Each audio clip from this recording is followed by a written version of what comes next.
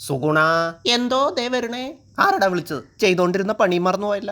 ഓർമ്മ വന്നു. ഉരുള ഉരുട്ടൽ. ഉരുള ഉരുട്ടി പോണോരെ, ചണകം കൊണ്ട് പോണോരെ, പോയി വരുമ്പോൾ എന്തു കൊണ്ടുവരും?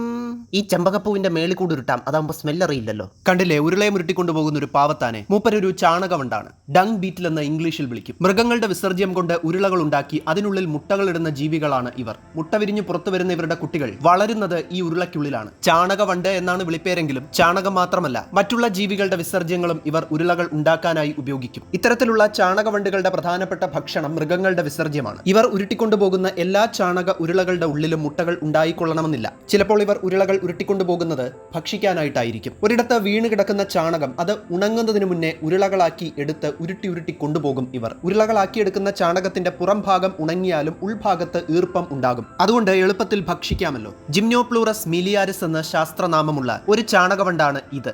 ലോകത്തെമ്പാടുമായി ചാണകവണ്ടുകളുടെ 9500-ലധികം സ്പീഷീസുകൾ ഉണ്ടെന്നാണ് കണക്ക്. സ്കെരാബിഡ എന്ന കുടുംബക്കാരാണ് ഇവർ.